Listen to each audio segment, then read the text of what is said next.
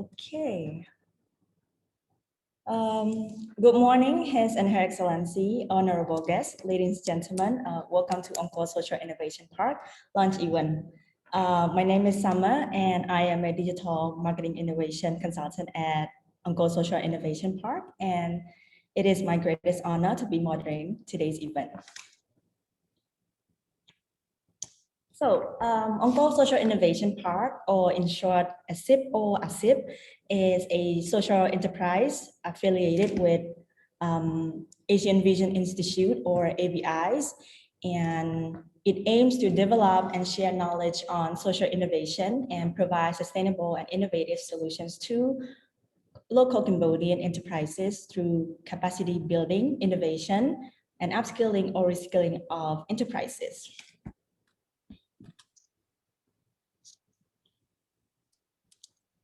Angkor Social Innovation Park, or ASIP, has three main objectives. One is to conduct research and publication on social innovation. Two is to provide short-term training on social innovation, culture-based innovation, and nature-based innovation.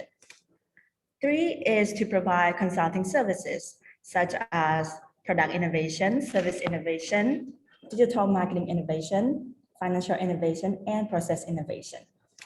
So before I introduce our honorable guest speakers, please allow me to brief the agenda of today's event. So first of all, we're having Dr. Chiang Wanrat to deliver an open remark, and then we are honored to have His Excellency Professor Chamketati to deliver a keynote address. And then we have our ASIP advisor, Her Excellency Kiel Meli and Ms. Mausapalin, to deliver a special remark. Then we are having a presentation by ASIP core, consultants about ASIP core services. And at the end of our agenda, we have Q&A session where our audiences can also drop down your question in the comment section below, or if you are joining us live here on Zoom, you can also do so during the session by raising your hand, and then we'll unmute you, and then you can ask question right away. Either the question related to ASIP existence or services, or if you have any question directly to our guest speakers, you can also do so. So His and Her Excellency, honorable guests, ladies and gentlemen, it is a great pleasure for me to introduce our guest speakers for today. So our first speaker is a public policy analyst and government relations strategist. He was honored Young Global Leaders by World Economic Forum in 2013. And currently he is serving as the president at AVI, founder and director of ASIP, adjunct lecturer at Nanyang Technological University, and visiting professor at the Kirirom Institute of Technology. So please join me in welcoming Dr. Chiang Wanrat to open remarks. Please welcome, Doctor. Thank you very much, Summer. Very good morning, Excellency Professor Chamketati, member of the board of AVI, Lokjumtil Kilmali, advisor to ASIP, Ms. Mausapalin, advisor to ASIP, colleagues, friends, ladies and gentlemen. Thank you very much for your support, for your participation and contribution to our mission. Our mission is to deliver impact with innovation. So two keywords here: first, impact; second, innovation. So that is a new kind of model in order to support our micro, small, and medium enterprises in Cambodia, and that is our missions. And as Summer mentioned earlier, we have three objectives: research, application on social innovation. So all innovation, our belief is that all innovation aims to solve social problems, to address social needs, unmet social needs, and of course to serve the interests of the society. So all innovations aim toward society. So in other words, we promote people-centered innovations. So that is one of the objectives in terms of research and publication. And also we will provide short-term trainings to micro, small, and medium enterprises in Cambodia, especially in the provinces. We will start our first pilot project in Krachek province, and then Siem Reap and other neighboring provinces, because we feel that SMEs in the provinces need more capacity building support than SME in urban areas such as Phnom Penh. So that is our kind of scope of activity of capacity building training programs. And the third objective is to give a kind of consulting services on different areas when it comes to product innovation, service innovation, financial innovation, market innovation, and process innovation. And these kind of services, we believe that will help our small medium enterprises to leapfrog or to be more competitive in a digital age as we embarking on digital transformations. So we believe that after a few years, we can accelerate our impacts and the scale of our activities. We start with our lean, very lean secretariat with 2 advisors and a few trainers, young trainers and consultants. The advantage of having young trainer and consultant is we don't need to go through the process of unlearning. So they will provide fresh perspective and fresh ideas, especially to meet the new market demands and dynamism. So that is the reason why we have a very young team, because they can provide a fresh and a new perspective when it comes to digital business and digital transformations. So without further ado, I would like to congratulate the team, a young team, and express my sincere appreciation, heartfelt appreciation to Excellency Professor Jamkirti for your support. Your spiritual and intellectual support is very, very critical for our young trainer and consultant to move forward.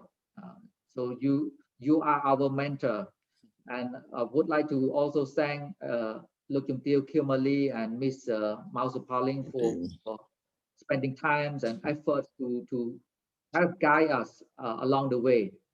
And we are grateful for your support and your love to these missions. So I would like to end my remark here and thank you once again for your support and wish the team a great success ahead. Thank you. Thank you so much, Dr. Chang Wanrat, for your wonderful speech. So for our next speaker, he is a board member at Asian Vision Institute. He is a medical doctor, science diplomat, educator, and historian with extended experience in digital science and technology, global health diplomacy, nuclear technology policy, and executive education.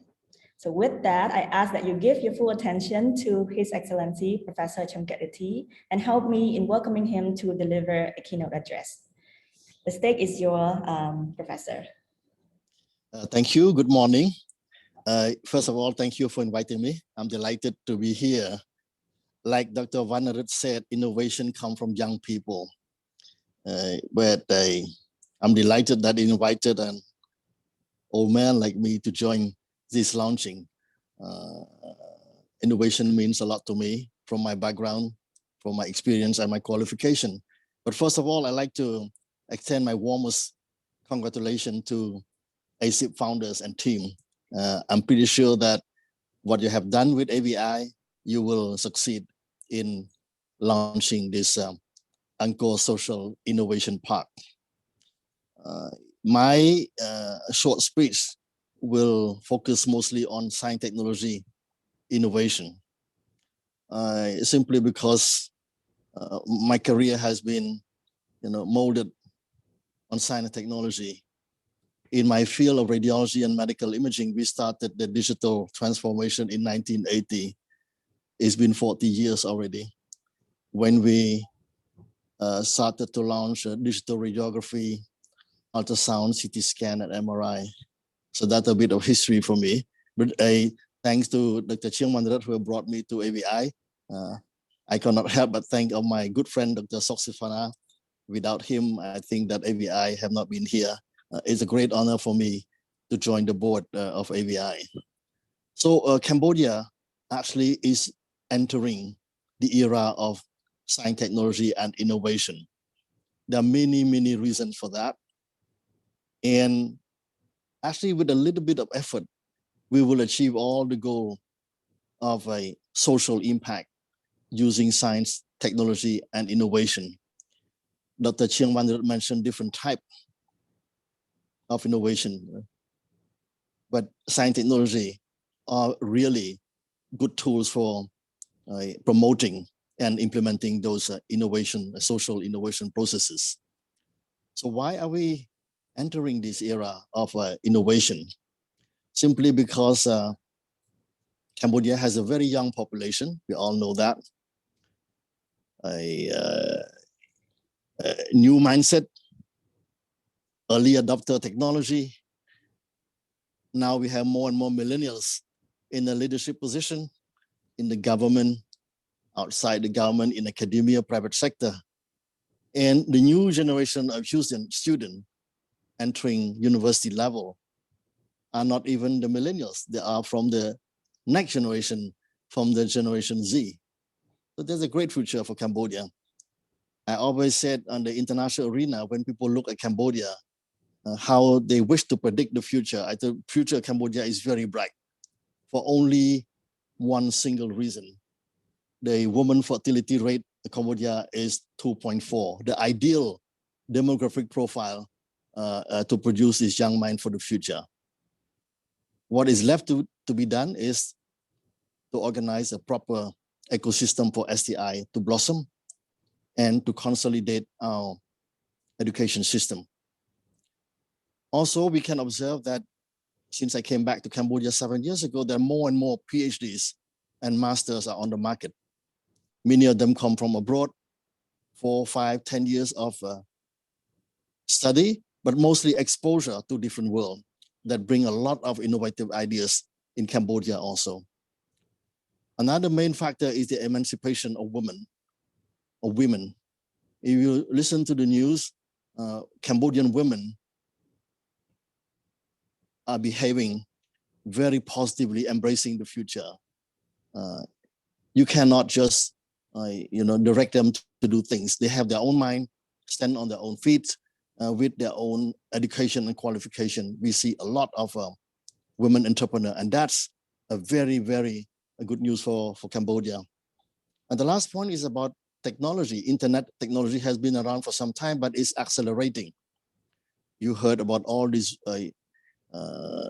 words, like buzzwords, artificial intelligence, IoT. Now they put IoT with AI. They call AI IoT, AI with robots, virtual reality, augmented reality. All these are tools for the young Cambodian to embrace, to innovate. And the last point on the determinants of a bright future for STI Cambodia is the COVID pandemic. The whole world has been upset by this pandemic, by this virus. But there's one positive thing from that virus is that he is a great reformer of the 21st century. You talk about reform, you talk about digital transformation, and then you wait. But with the virus coming, the virus has pushed us to implement all this digital transformation. It was painful, necessary, but we're moving there. You just look at life in Cambodia, how the services on e-commerce, e-orders of food and many things, tracking people with COVID, etc., boosting. Have you seen that a new vaccine technology in 6 months, new vaccine came in? Without new technology, we wouldn't be there. In the past, it took 5, 6, 10, 40 years to have a vaccine, but this one is done in only 6 months. So the impetus for innovation had never been strong, and the impact on society will follow. So I'm quite optimistic with that. And ASIP is really coming at the right time. So what is the innovation landscape in Cambodia? There's a lot of hurdles, but the mindset of young people is there. The political leadership at the top believe that science technology are important, critical to reach the high income level in 2050. As such, the vision of our Prime Minister, visionary Prime Minister, is that science technology is a top priority for the royal government of Cambodia. As such, he has created, expanded the old Ministry of Industry and Handicraft, turn it into a ministry industry, science and technology and innovation. This is something new at the national level. And this establishment of this MISTI is also instrumental to establishing future direction for development of science technology in Cambodia and the impact on the industry and on society. The National Council of Science, Technology, Innovation has been established. We have recruited more than 100 young staff at the new ministry, all of them with a master, 40% of them with PhDs. All of them get their degree from abroad, exposed abroad. And the good news also, almost 30% of these new recruits are women. And women and creativity, we just know that. So with this, this is the future landscape, and then there will be a lot of need of collaboration between many stakeholders. So my next step is that once we have this ministry with a national agenda now on science, technology, and innovation, how would we proceed to strengthen the national innovation system in Cambodia? We don't need to reinvent the wheel. There are many examples in many other countries. We just observe Israel, Korea, Singapore. There are many options for Cambodia to choose. And number one, we need to establish a proper governance system for our national STI system. That is what the Ministry of Industry, Science and Innovation is doing every day very actively. Number two is creating talents for STI. And that's also, as I mentioned to you, with the young population, you need a proper curriculum, a proper support, and a proper education system to allow them to flourish in the very near future. Number three, you have a framework for governance. You have a good talent is to find a way to fund research and development for STI. I just want to mention, to clarify one term here. People tend to confuse in Cambodia, R&D, research and development. Development here doesn't mean development of the country, it's development of technology. So it's the role of academia, the linkage with industry and the government that help R&D to create an environment where R&D can support innovation to support our industry development. And number four is even more important. You can have different stakeholders growing in their own area. If you don't have the proper linkage and collaboration, it won't work. So our ministry at the MISTI, we work on strengthening linkage and collaboration between the government, academia, universities, schools, relevant ministries, partners, and the private sector. Try to provide that environment where collaboration is welcome. And last but not least is more on the policy side, that we try to enable an environment for STI development, which means strategic investment in SME, startup, and industry. Like Dr. Chiang Vanarut mentioned rightly, we still need to promote, to educate the public and SME leaders and startup we don't need that. They know what is innovation, but SME need to have a belief in innovation in terms of process, in terms of product and science and technology. And finally, in order to support all of this movement to boost the industry and economy is a proper frame for public-private partnership. So with this, see, we talk about digital transformation. I still use this paper today. My laptop crashed. I use my phone today. Luckily, it works. So Finally, I like from the bottom of my heart to wish ASIP a great destiny and all the success in her social endeavors. Again, congratulations to all the founders. It's really a delight for me and an honor for me to be with you. Long life, ASIP. Thank you. Thank you so much, His Excellency Professor Chongkatati. I believe your remarks definitely trigger new ideas for ASIP for years to come. All right, so ladies and gentlemen, our next speaker is one of our respected advisor at ASIP or ASIP. She has practiced law in Cambodia since 1996 and joined Soxipana and Associates as a partner in 2012. She has extensive experience in corporate banking, intellectual property, and real estate.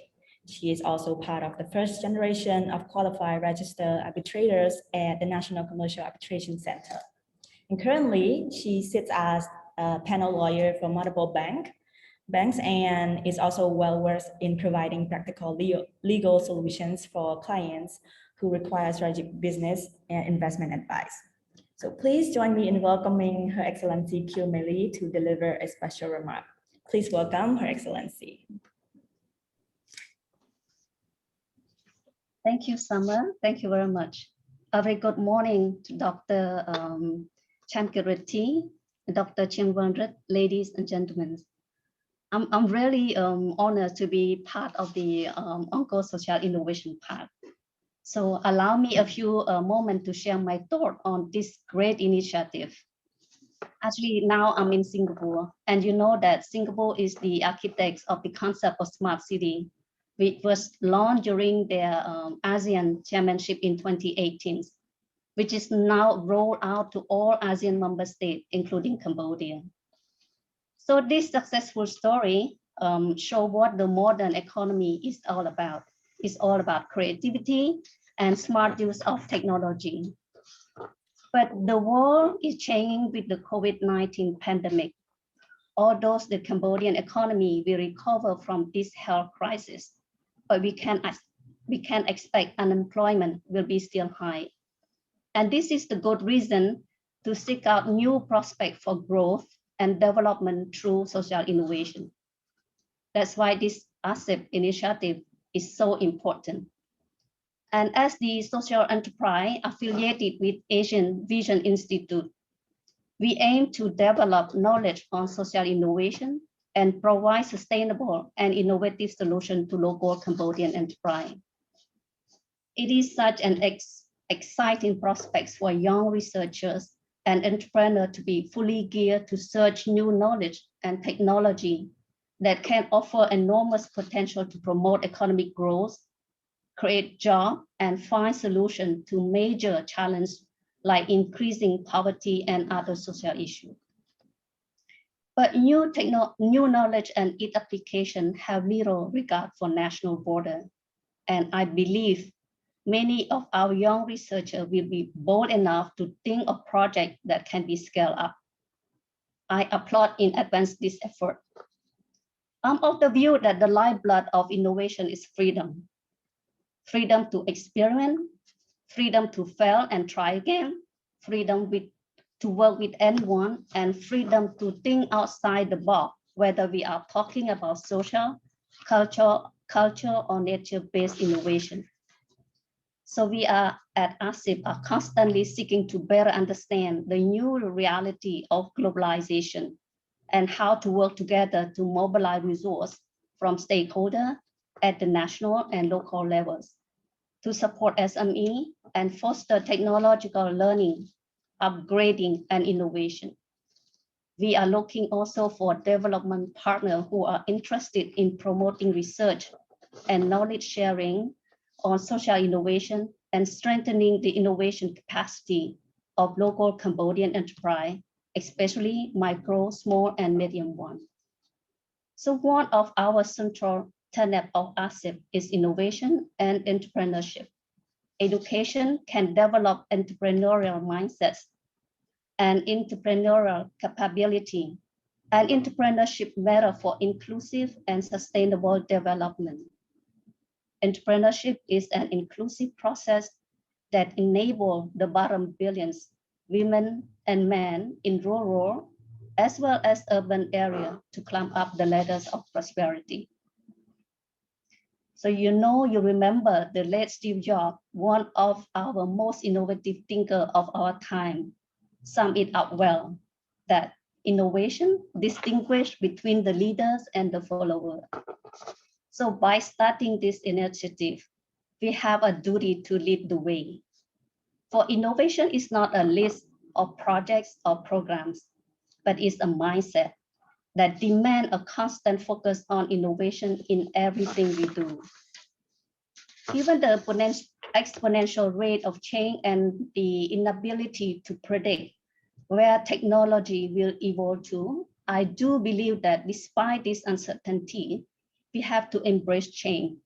We have to unleash creativity, and we must have the courage to create the life we really want to live. I grew up during the Pol Pot regime and socialism that followed, where only survival mattered. But your generation is very different. You are living in peaceful time, where time to innovate is crucial. Nothing about future is written in stone.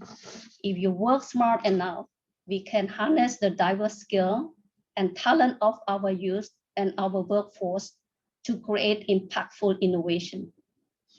As the digital landscape continues to change at a rapid pace, dismantling and disrupting the way that we do business, we too shall have our own opportunity to effectuate change to our society. Ladies and gentlemen, dear colleagues, you are the future of our country. You are tomorrow drivers of entrepreneurial activity and innovation in your respective communities.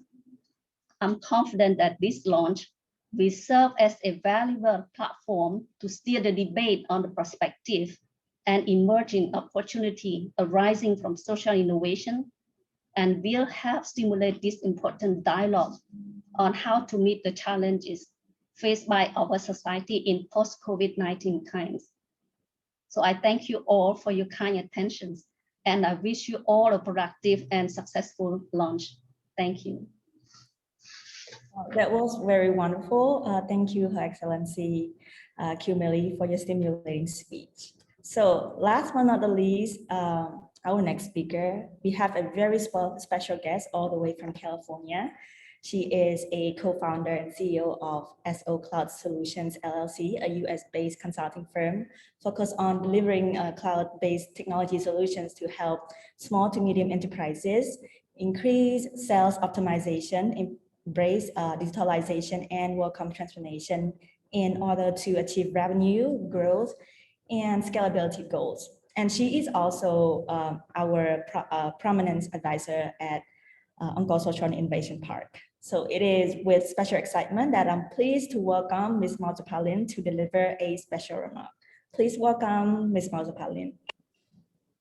Great. Well, His Excellency, Her Excellency, doctors, founders of and the team at the Angkor Social Innovation Park. I am Sophie Mao, and it's such an honor to join all of you from California. And I just have a few thoughts that I want to share with everyone, but I just want to first of all say how very honored I am to be an advisor for this just incredible initiative that has been started by the team. I just have a few points. I think for the first thing that I want to comment on is just this whole entire pivot towards innovation and what innovation really means, and how do you cultivate this culture of innovation and the culture of innovation within a nation, within a community, within a specific demographic. And so I think that innovation is very key. And as our distinguished speakers before me just mentioned, innovation is so crucial in every single part of the journey, whether it's a personal journey, professional, business, nation building. Innovation is that creativity. It's that looking for an opportunity to make something better, to serve a purpose, to serve others. And so as all of you are getting started on this journey, I want you to always remember that the value of innovation is that it's going to serve something, whether it serves a community, it serves the people, it serves a nation. We really must think of innovation as a vehicle to get us there. If one thing doesn't work, you always have to be resilient and persistent to really make sure that you're really thinking outside of the box, as Her Excellency mentioned just a minute ago. I think also too, it's such a critical point in the history of Cambodia. Now, I myself, as you can probably tell from my speaking of English, I actually grew up here in the United States. However, I'm very proud to be Cambodian. I am Khmer at heart. My DNA is Khmer, although I did spend the entire duration of my life here in California. I did get the opportunity to live and work in Cambodia for 2 years in Phnom Penh. So I have first-handedly seen the innovation in Cambodia, whether it's small business owners or whether it's enterprises that are embracing digital transformation, or whether it's all of you who are using Facebook and Instagram and TikTok to basically scale your business and really embrace digital marketing and social media marketing. So I am just so proud of what has happened there. Also, I think I want to mention, and I think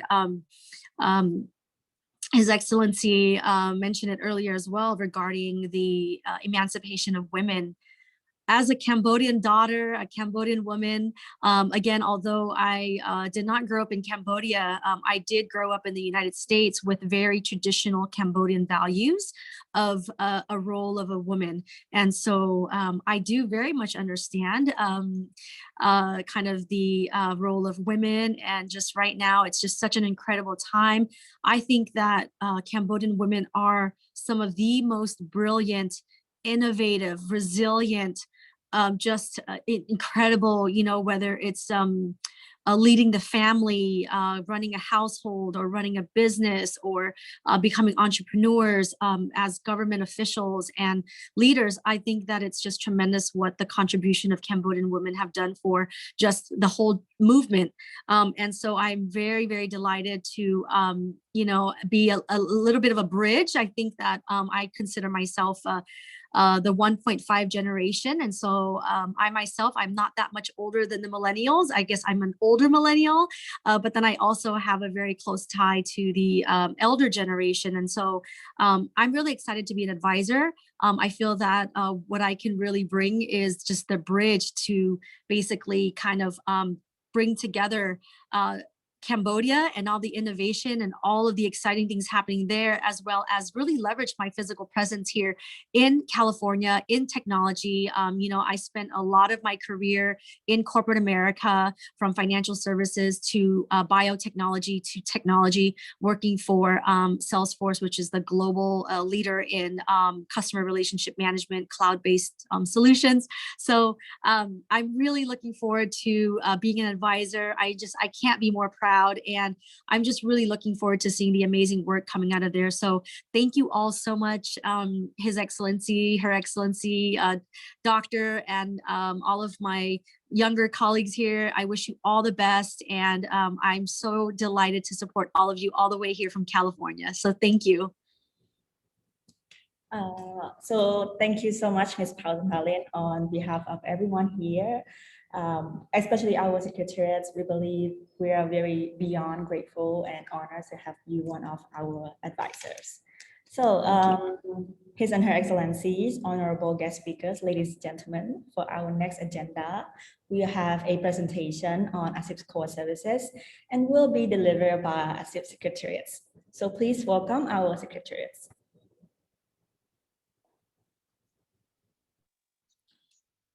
So, good morning, very good morning. I'm kind of a bit nervous actually. So first of all, I would like to introduce myself. So my name is Charapot. I am the product innovation consultant. So on behalf of my secretary or my team, we would like to say very good morning and thank you so much for your wonderful remark. And we have learned a lot from you and we're happy to have you as our advisor and our guest speaker for today.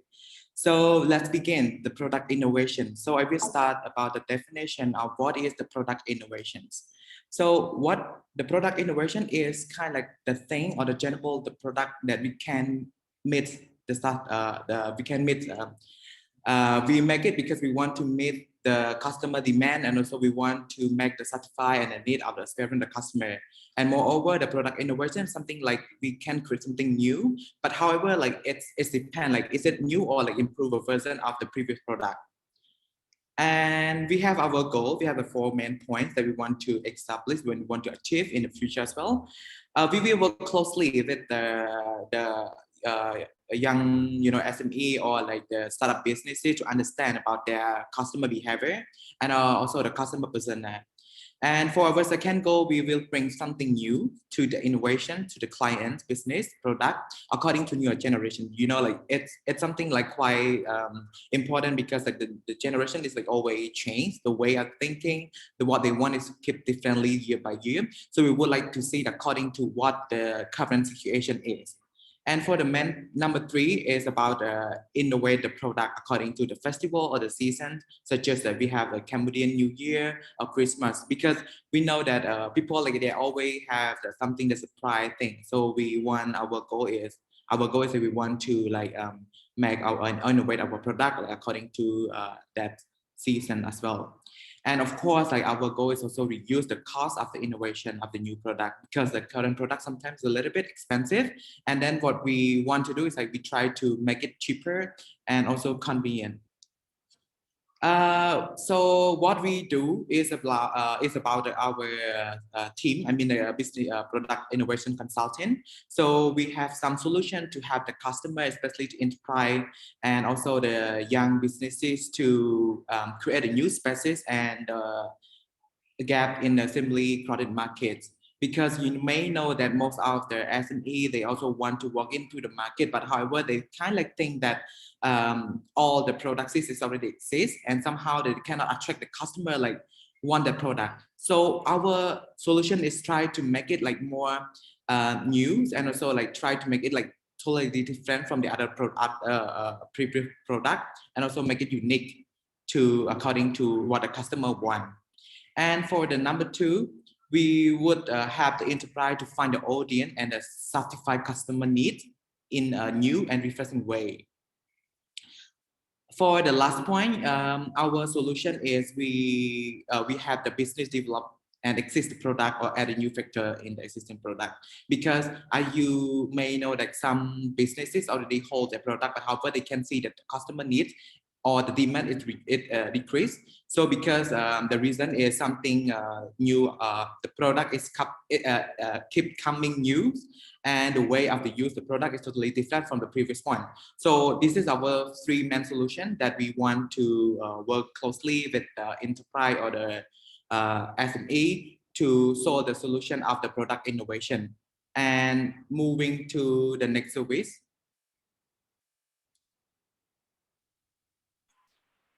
And good morning, His Excellency and Her Excellencies and guest speakers. My name is Chung Chan Panya, and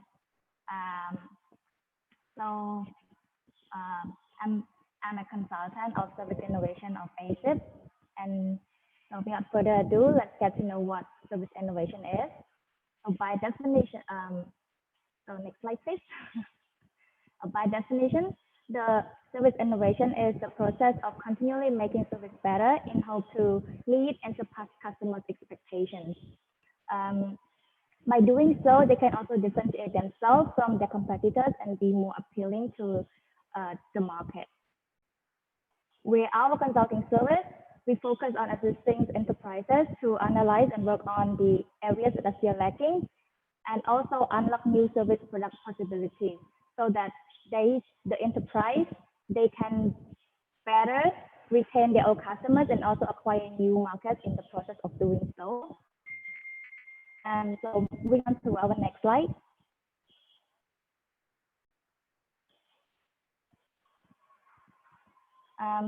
Throughout and by the end of the consulting service, enterprises will be evolved to achieve 3 things. The first one is they will be evolved to meet the customer service expectations. Customer service expectation is always changing, growing, So it is the enterprise role to catch up and fulfill the demand. Second thing, the enterprise will be able to explore the potential new market that the enterprise may have neglected in the past. The third thing is that enterprise will be able to deeply understand the customer needs, and thus they can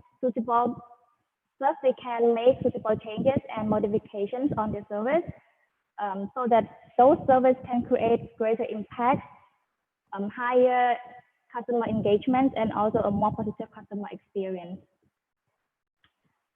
Moving on to our solutions. In order to achieve those three goals, we will be working closely with the enterprises to study about two main things that include customer groups and also available products and service of the company. By studying the customer group, we will analyze about their needs, expectations, and experience that they have in the past with the brand or the company. Then we can analyze if the available products, including the goods and services, are enough to fulfill the expectations and demand of the customers. If they are still not enough, we need to find out what are the areas that are still lacking. And after everything has been analyzed, we will work closely with enterprises to help them come up with a new service or modifications to make the service better and cover those neglected areas.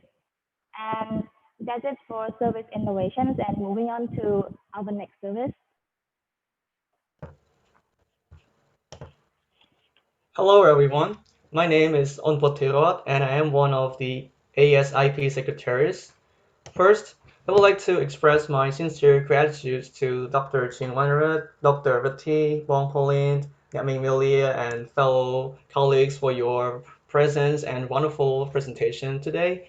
This could not have been done without your involvement. And now, I would like to introduce you another one of our consulting services, digital marketing innovations. Right now, we are currently living in a digital era where almost every person has access to the internet. That is why digital marketing has become a powerful tool, or leverage you might say, to bring value to the market. As you might have known, just by simply having a good service or products is not viable enough to deliver impact to the market. That is why our consulting services include digital marketing innovations to focus on assisting businesses to connect with their target consumers via digital channels. We also specialize in developing effective marketing policies, campaigns, and strategies based on the context of the industry, business, and customer base. And next slide, please. We think that there are four processes that go into achieving successful marketing objectives. First off, we will start a diagnosis of our client's business by examining their current marketing strategy to see if there are any changes needed. Then, through our market research and analysis, we will try to propose a new marketing strategy to help our client's business become even more acknowledged in the market. After all the planning process is done, our next step is to execute the strategy and measure its effectiveness. Finally, our goal is to improve our clients' overall organizational effectiveness by continuously providing necessary support as needed. And next slide, please. So, what are we looking for in terms of results? We are looking to increase conversion rate, generate more leads, increase traffic, and boost sales. Conversion rates mean that our target audience would become or convert into our customer. And by generating more leads, we are looking forward to attracting and retaining customers. Also, our clients' business will receive more organic engagements from social media through an increase in traffic, as well as boosting the sales of their services or products, which is the ultimate goal of any business. And thank you. This is the end of my part.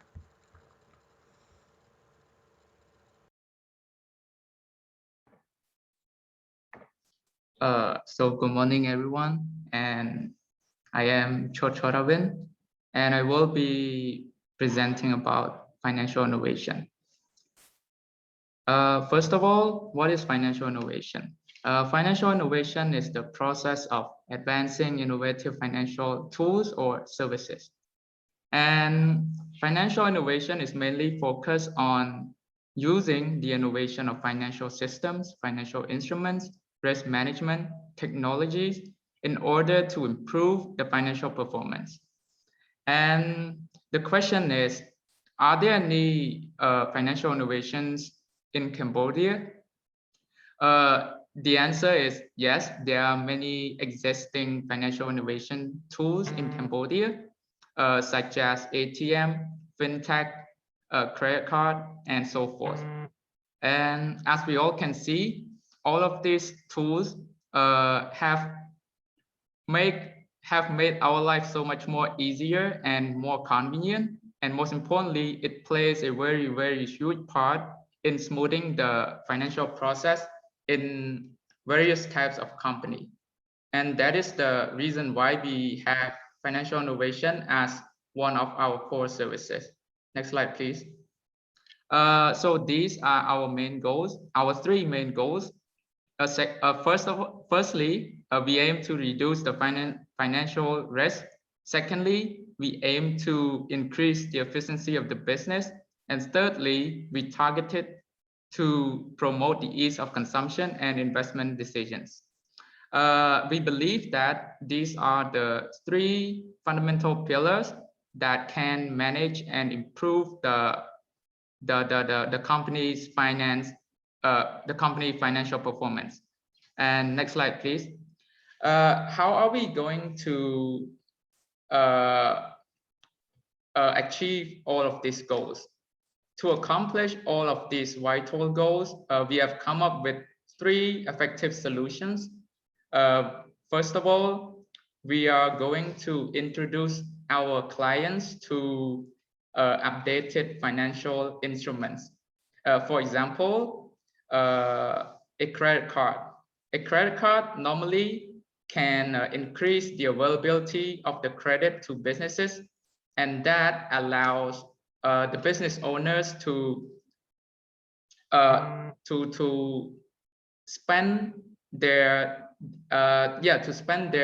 spending. I mean, to smooth their spending process over a short period of time. What I mean by that is when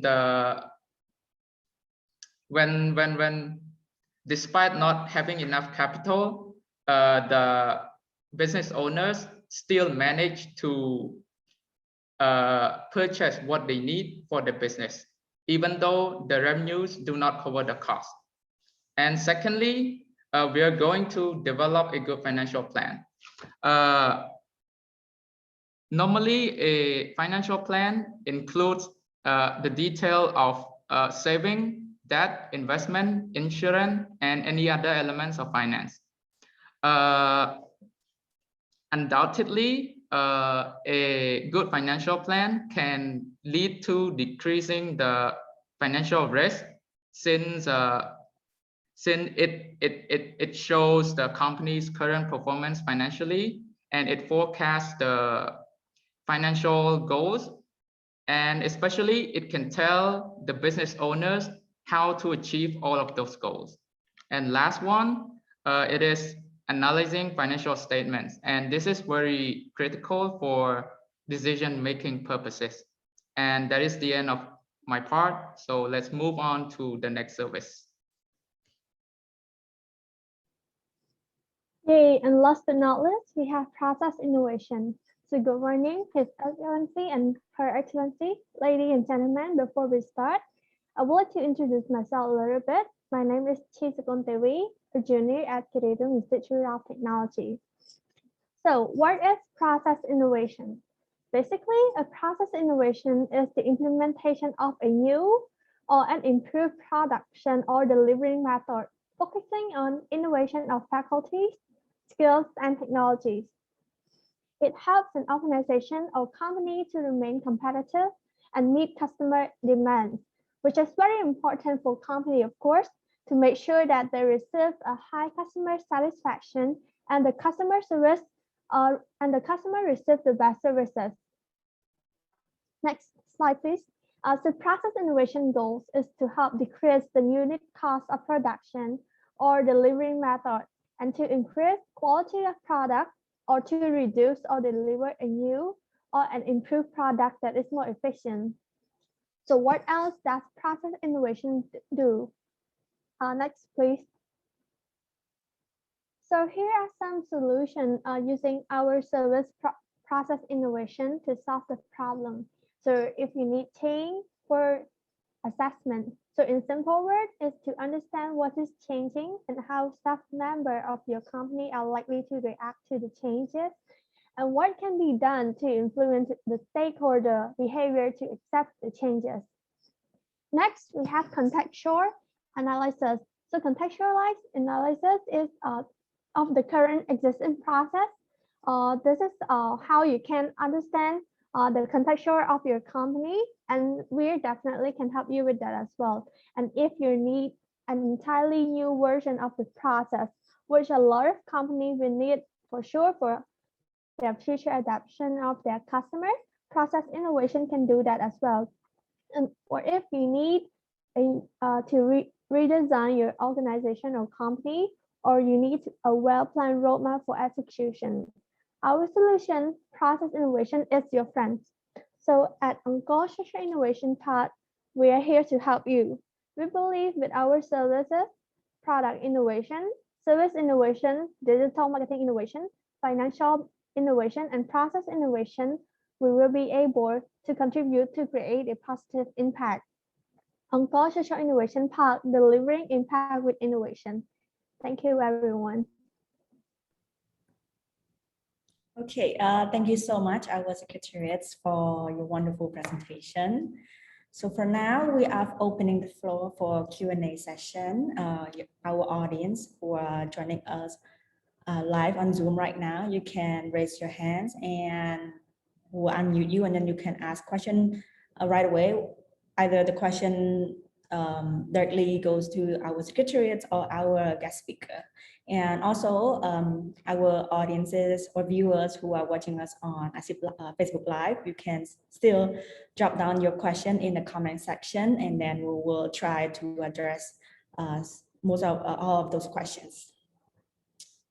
So, well, actually, we got some questions already from our audiences.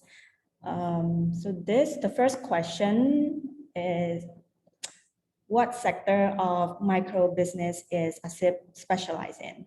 So maybe should we start from our secretariat first, and then if our director, Dr. Chingwanrat, if you have any thing to add, and then we can go from there. Thank you for the question. Sama, can you repeat the question again? Sorry. The question is, what sector of micro business is ASIP specialized in? Oh, thank you. As we highlighted in the presentation by our secretariat team members, for the micro, small, medium enterprises, especially in the context of digital transformation, I think one of the key areas that they really need support is digital marketing innovation, because now most of the commerce are online. I mean, trading online. So that is something that they need, how to boost their products and services online. Second is, of course, they need to innovate a product, because what we see at this stage, our SME, they don't have much innovative ideas when it comes to product innovations, in order to meet the emerging expectation from the client and customers. And of course, the process also innovation also critical because it involves technology and science. But of course, SME doesn't have much capacity when it comes to technological innovation. But at least we can offer support under the framework of public-private partnership, for instance, how to connect with the other stakeholders, especially the government institution, in order to support some of technology to SMEs. So these are a kind of ecosystem of support that we can contribute in order to support micro and small medium-sized enterprises. Thank you so much for your answer, Doctor. So for our next question, it's also goes toward the ASIP as well. So which sector or demographics does ASIP prioritize? Our secretariat or?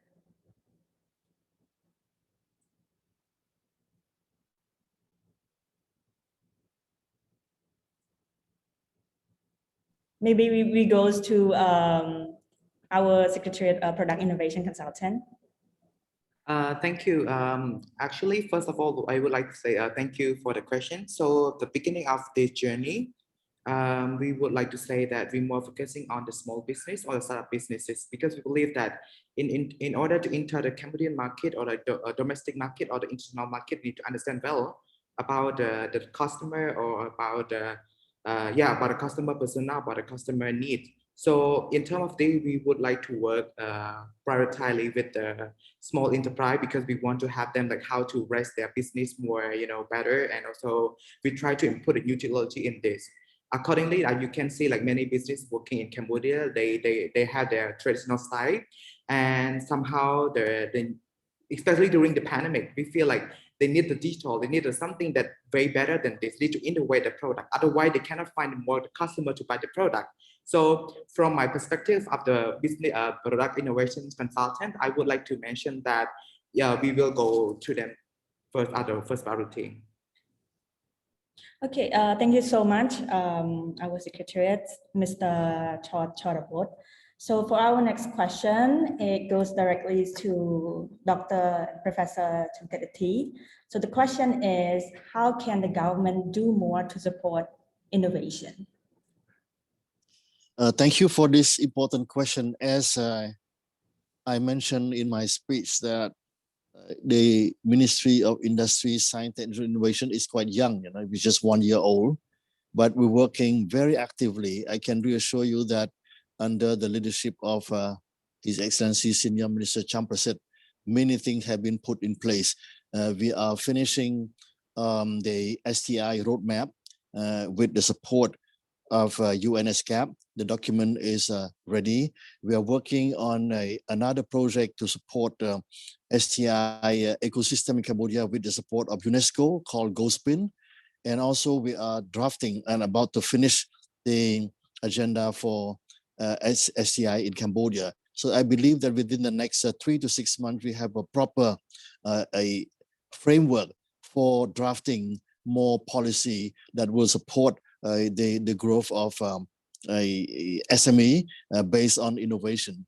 So I would encourage I have no expertise in management of SME, but from my colleague at the ministry and other relevant ministry, I have heard that we try to encourage more SME to register at our ministry, because once you register at the ministry, you will have information from us to support all you need, any question about innovation framework, and hopefully in the future a proper funding to boost this public-private partnership. Thank you so much, Professor, for your answer. So our next question, this question, it goes to our ASIP advisor. So since Her Excellency Q Mei is currently residing in Singapore, and also Ms. Mao Palin is residing in the United States of America. So the question is, since those two countries are considered developed countries with highest economic performance, so the question is, what do you think are the critical lessons that Cambodian SMEs should learn from?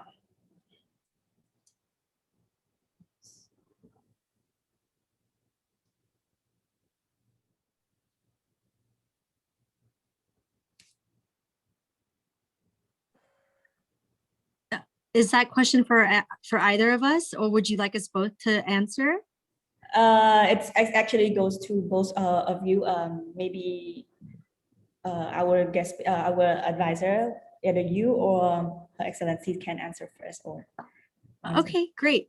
Well, if that's okay, I just have a thought about that. I think that with a culture of innovation, one thing I've learned is that there's always a formula or a recipe for success. So I think one of the advantages of being an emerging economy with just a very young and dynamic generation that's in Cambodia, I think that there's a lot of lessons that can be taken from countries such as Singapore and the United States. I've been very fortunate to have lived in Singapore for 2 years, and I worked there as well. So I think, you know, Singapore's development as a nation, the modernization of Singapore and their journey, I think there's a lot of lessons that can be learned from it, such as I think His Excellency Professor mentioned earlier regarding the educational system and things like that. And absolutely the United States, I mean, if you look at just technology and you look at just, I mean, all of you, we're on Facebook, we're on Zoom, you know, the birth of innovation, I must say, it's so tremendous to be here in Silicon Valley and have Silicon Valley so close. You know, it's about an hour and a half from where I live right now. And I think that there's a lot of lessons that can be learned from Silicon Valley. You know, look at the companies like Apple. You know, Apple is like literally right here in Cupertino, California. It's right in the heart of, you know, the South Bay. You look at companies like Microsoft, and here we have Tesla and we have Google. And so anyway, I feel that definitely there are a lot of lessons that can be learned, and the value of that is that you can actually learn from other companies and their journeys of innovation, right? And learning what they've done well and what they haven't done so well as also, right? So I think that it's a really great opportunity for Cambodia to really embrace kind of what have Singapore and the United States and other countries that are doing just amazing things with innovation for their countries. Absolutely. I think there's so many lessons to be learned. So thank you. Do I have to answer? Yes, please. Right. Actually, I am not working in Singapore, but I just live here temporarily for other matters. But what I have learned through my participation in different events in Singapore and in Cambodia, I could see a few points that the SME in Cambodia and also the government of Cambodia should learn as well, is the gap between the government and private sector.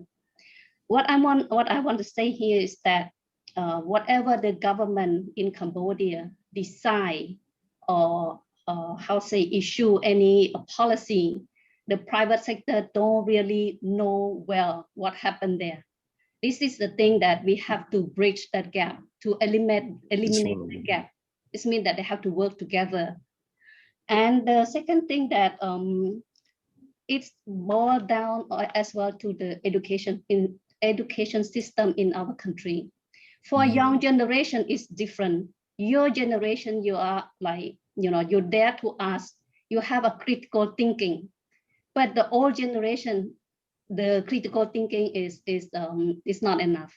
See, when like, particularly when I joined in an event in Singapore, right, I noticed that a lot of people ask questions, you know, they participate, but some of our Cambodian just like absorb, you know, just listen, but they are not to participate, they are not to ask questions. This is the experience, the lesson learned that I want to share, and I want to encourage the SME start getting involved more. And when the government organize any consultation, meeting or conference, participate, provide your opinion until your voice has been heard. Thank you. Thank you so much, Her Excellency Kilmeli and Ms. Mas Palin. So now we're going to our audiences. So can I say something? Can I say something? I raise my hand. just to take on to follow what Lukim Millie has said, almost a quarter a century ago, I was professor at the medical school at the National University of Singapore. And what Singapore went through by that time is very relevant to Cambodia in terms of innovating our education system.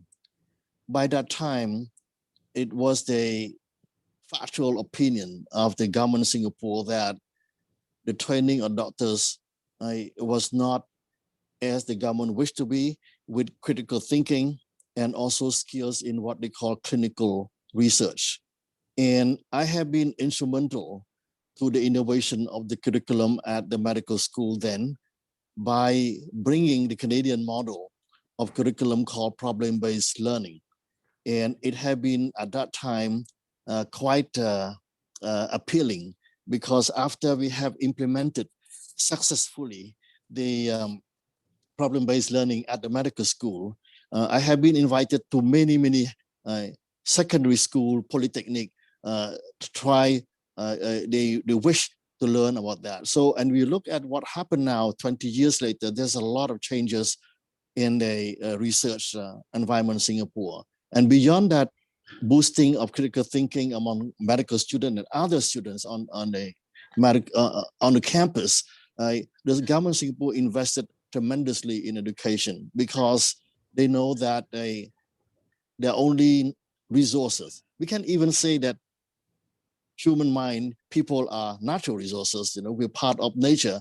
So investment in that. So Singapore is a good lesson learned. You may wish for young people, SME student who attend this workshop, you may wish to visit the E2 STEM program at Yukontor School, where I been working with Dr. Amy Seet, a former Minister of Education in Singapore, who has founded that program that boosts creativity and critical thinking among our Cambodian students. When exposed to proper environment, our Cambodian students are not less smart than other. Children are all the same. You need to provide the environment to boost their creativity. And that about Singapore. But I like to mention also about China. China is moving fantastically in terms of creativity, scientific progress. You know, if you look at the productivity of scientists in China has made history. In January 2018, just more than 3 years ago, for the first time ever in the history of science, Chinese scientists has published more in Western journal, top journal, than the American, and also they publish more the scientific paper in Western journal, more than the combined production of all Europe country put together. And I have been several times to Shenzhen, which is the also called the Silicon Valley of China. You look at all this company over there, Tencent, WeChat, Huawei, R&D for drone, they're very, very advanced. And the students there are absolutely exposed to all the innovation. And you may not know that actually 40 Cambodian students are studying at the Southern University of Science and Technology, a new university. They are doing very, very well. I have been instrumental to the selection for scholarship for them. 40 of them are there now studying science and technology. So that Cambodian student put in a right environment, they can succeed as much as Singaporean, American, or other student. So the key to success in innovation with impact on society that you expect from ASIP is a solid, a very thoughtful, long-term goal for the investment in science technology and in education. And if you think, that investment in equipment at school, technology at university is expensive, try not to invest. The cost will be even more expensive. My message here today is that, particularly today, to the young generation, that you should continue to invest, to learn about science technology, but use a critical thinking. Think also of the ethics of science technology. Innovation comes science technology, but the ethics of application is important. Facebook is good for the distributing social media, but Facebook create a lot of headaches. Millions of children across the globe has encounter mental issues. So parents, teacher, make sure that when you use all those social media, that there's a good side, but also don't forget the side effect of Facebook, that at the end of the day is about a human factor, that ethics, that science technology should be the servant of society and not the reverse. Thank you. Thank you so much, Professor, for your answer. So we're going back to our audience. Ms. Danali, I see that you were raising your hand. So if you have any questions, please ask right away. Thank you. So I have two questions. First question to Dr. Reti. So since I heard you mentioned a lot about like our young graduates from abroad, so I would like to ask question: how do you see Cambodia in the next 10 years, developed by embracing the innovations established by the young generations? And the second question is to Dr. Wanarat. So what is the next step of Angkor Social Innovation Park, like after launching this event? Thank you. Good, thank you for the question about the future, about young people in Cambodia like you. I can summarize in one word: a lot of hope. You are the future of this country. You must invest. You must be disciplined. You must be focused. You should practice with ethics, responsibility, competence, and a lot of a drive. Seize the moment. When you are young, creativity is very high. Dare to think, dare to do. And I'm very, very, what should I say, relieved and appeased at my stage of my life when I see young Cambodian people. Despite my busy schedule, I teach university students twice a week. I'm very close to the student, and I can say that this young generation is well informed. You have the tool, smartphone. We're talking about shortage of teacher, and which I agree. And the government is doing making a lot of effort to invest, to recruit more teacher, to train better teacher. But in the 21st century, we can even say almost the post-internet era, the knowledge doesn't come only from professor. You have free knowledge in your phone. People complain that, we don't have a museum of science and technology in Cambodia. How can we have that? We have other priority. But if you go back, you look at the virtual Scientology Museum, there are dozens and dozens and free access on the internet. Yeah? So go, you have the skill, go and get your knowledge from the internet, which is free. Make sure that you know which website to select. If you go to the domain of .edu, .government, you cannot be wrong. But 90%, 95% of the content on the internet of dubious quality, so-called information in the Facebook of dubious quality. You must find a way to read, go to the sources, become critical. Don't take information at the face value. The future is in your hand, and I have only hope, and the future Cambodia is bright as long as everybody works together toward the same direction. So I congratulate you. I'm very happy. I'm very pleased to see how young people are working hard and committed to the development of harmonious and prosperous society, and keeping in mind that the ethics, high standard of moral will guarantee future prosperity of Cambodia. Thank you, and wish you all the best. Thank you, Dana, for the for the questions. And I just would like to add on to Professor T that I think most of us are energized by young generations. And I think as Dr. Teoh merely mentioned in chat box that mentoring is also very important and critical. You need to find mentors, coach, and learn from each other. That's why Professor Champerty, Dr. Teoh merely, and Pauline can be our mentors. We can approach them to get advice and guidance and inspiration, because I used to talk with our chairman, Dr. Saksipana, that I'm not I've reached at the age that I have a strong wisdom like you. So age also important, you know, age equal to wisdom. So he started, I think he finished writing several books already, and I haven't written any books about myself in terms of leadership journey. So I encourage you to read my chairman Dr. Saksipana's book that perhaps will be released by the end of this year, about his leadership journey. So age also important. When you have experience, you gain experience, you have more wisdom to share with younger generation.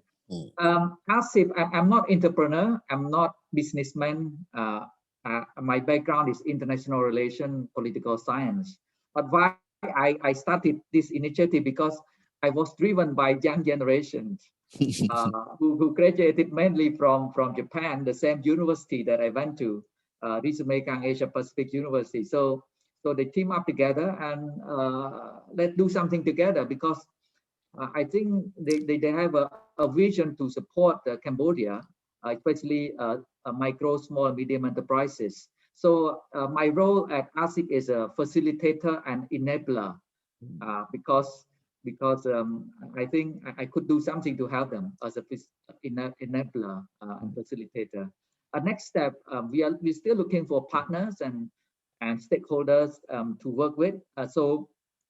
They aim to provide free services to micro, small, medium enterprises. But of course, we need to seek financial support to for our secretariat to run a kind of lean organization, a small scale, so big that small baby step first, and then we scale up our operation activity. So that is the next step. So looking for financial sponsors and partners, so that our training activity can be implemented very soon in order to support micro, small, medium enterprises. So it will be free of charge. Some people have asked on Facebook that whether it's free or not.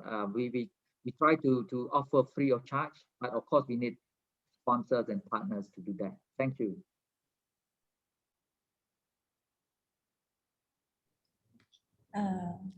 Thank you so much, His Excellency Professor Chamkerti and Dr. Chingwanrat.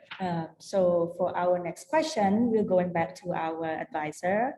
This question, it goes directly to Ms. Maus Palin. So the question is, how could cloud-based technology help companies to innovate? Sorry, the first part of that question again, is it am I reading it? Should I repeat the question again? Or? Yes, please. Can you please? I missed that first part. So the question is, how can cloud-based technology helps companies to innovate? California-based companies? The cloud-based. Cloud-based. Well, I think if you look at just the way that the United States and a lot of the businesses here have innovated, I think that any business, it doesn't matter if you're a small business or you're a large enterprise, you absolutely have to have a cloud strategy. I mean, I think the COVID-19 pandemic really provided that validation that you have to have a cloud-based strategy. Sure, you could do things the same way you've been doing for 20, 30 years. You can still use paper, but really how relevant will you be? How scalable will you be? And how will your revenue grow? And so for me, I think I'm very passionate about that. I think I have firsthand-handedly seen how using cloud-based technologies can actually take your company's revenue or maybe service commitment. It's so crucial. I think it's important to start small. I don't think that you can bite off more than you can chew, but absolutely, I think that every single company, I don't care if you're an entrepreneur or as we say here in California, you're a solopreneur, you really need to look at cloud-based solutions. You could start with Google Cloud. You could start with, having a basic CRM for your customer relationship. You can start off by using QuickBooks for your accounting, because cloud-based allows you to be anywhere and still run your business. And so you should be able to, as a business leader, as a business owner, as an entrepreneur, you need to be able to run your business from your phone. You need to be able to run your business anywhere in the world that you are. And if, God forbid, if we should have another pandemic, if you need to run your business from home, you really, really have to start thinking about that. Before it was a cloud-based strategy. Sometimes I feel like a lot of people, they look at the cost. They think like, oh, it's too expensive. Oh, I have to spend time to buy a software and train people and change all that stuff. And so my challenge for all of you who are entrepreneurs or business owners, challenge yourself to don't look at the obstacles. Don't look at it as a cost. Don't look at it as, oh, I have to spend more money. Look at it as an opportunity to innovate, right? And this is why we're talking about innovation. When you want to innovate, you really have to open your heart and your mind to do new things. And if you're not willing to change, well, innovation is just something you dream about, but you actually cannot execute on it, right? So I know I speak very passionate about it because I have seen the growth. And I think here in America, if companies are still doing things the way they were doing it 20, 30 years ago, we wouldn't be where we are today, right? So like for me, I wouldn't be able to connect with all of you in Cambodia when I'm halfway around the world. So I hope that piece helps answer that question. Yeah, thank you so much. Actually, I have a follow-up question. So I was wondering what kind or what type of businesses or company that fit in using cloud-based technology like Salesforce? Oh, yeah. Oh, thank you. That's a wonderful question. So, Salesforce is just one customer relationship management company, but there's so many out there. I think definitely any business that has customers, which is every business, right? So to me, I always ask my clients, I'm like, okay, so you're a business, right? This is a revenue generating business that's going to basically provide jobs for your employees and provide livelihood for your families, right? So you really need to have some sort of a system. As I mentioned before, again, anything can happen if you have paper-based systems, or a lot of times I notice people have things in their memory, right? And as humans, we're not AI machines, we're humans. And so things get busy, we forget stuff. And that's actually where a lot of the pitfalls of business owners is where they grow so fast that they actually don't have the time to sit and look at their processes and how can they streamline and how can they automate. But I think that, any cloud-based solution is going to help you, whether it's digital payments, whether it's like, look at the pandemic. I lived in Cambodia. I lived in Phnom Penh during 2020. I was in Cambodia for the entire year when Phnom Penh, we were going through the global pandemic. And so I wouldn't have survived if there weren't technologies for me to support my clients, for me to do my Zoom calls, for me to run my business, right? So it's 2021. And if you don't want to embrace cloud, well, you really need to ask yourself, is your business really going to survive? Right? A lot of us, we are in business. We want to stay in business. We want to pass on our company. We want to pass on our business to our children and our grandchildren. So if you really want to be around and be relevant, you really need to have a cloud-based strategy. Yeah, thank you. Thank you so much, Ms. Malupalian. Thank you so much. So for the next question, we're going back to ASIP. So this one, we have a question from our live audience. So the question is, how is ASIP contribute the benefits to existing governmental institutions, particularly One Village, One Product national committees?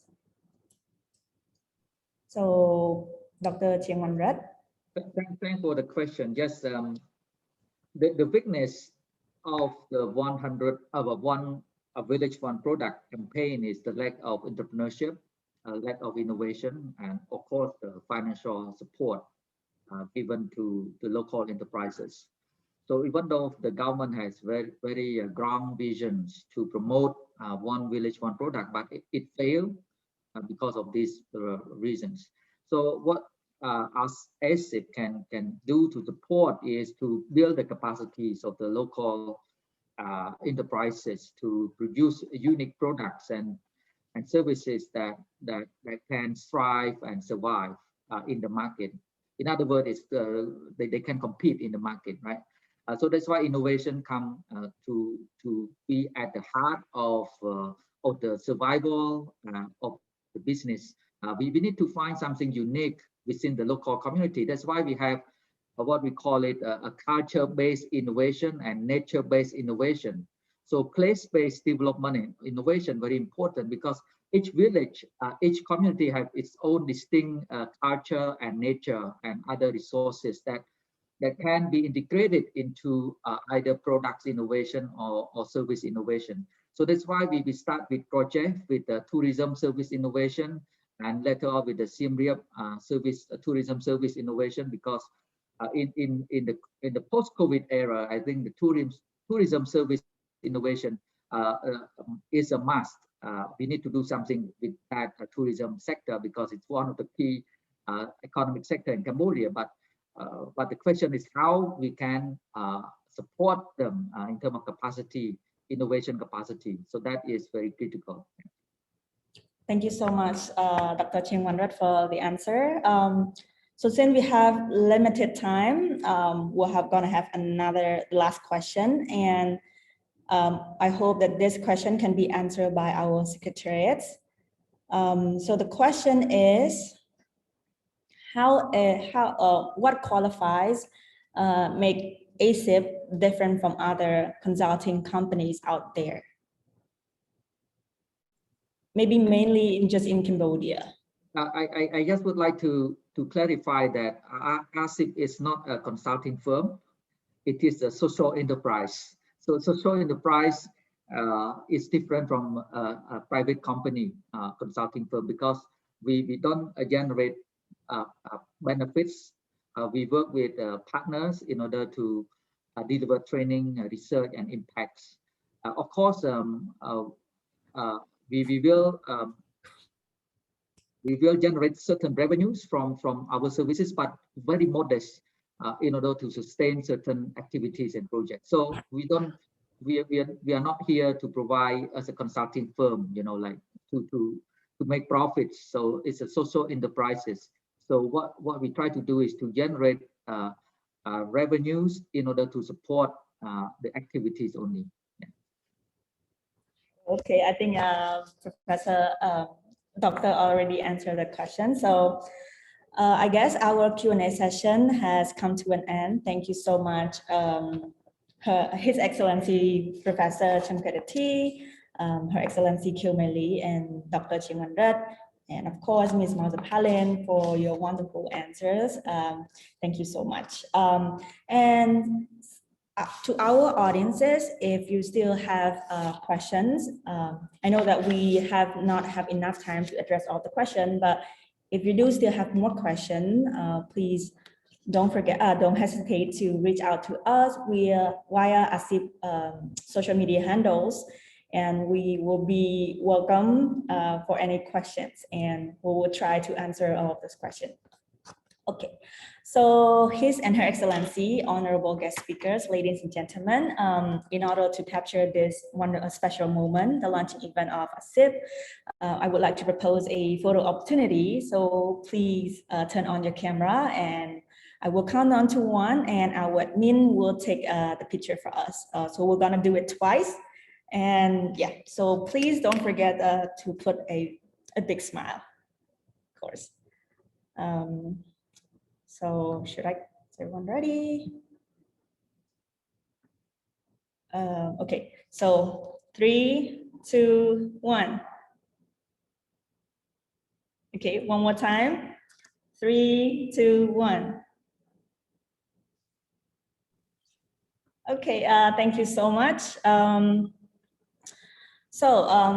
His and Her Excellency, honorable guest speaker, ladies and gentlemen, to end our launch event today, please allow me to express my deepest gratitude to our distinguished guest speakers for spending your time joining ASIP launch event today, and to all the audiences who are joining us on Zoom and watching us live on AVI Facebook page. Please stay tuned for the upcoming program for Angkor Social Innovation Park. And again, if you have any question, please do not hesitate to reach out to us on our social media handles. So thank you so much. Please stay safe and goodbye.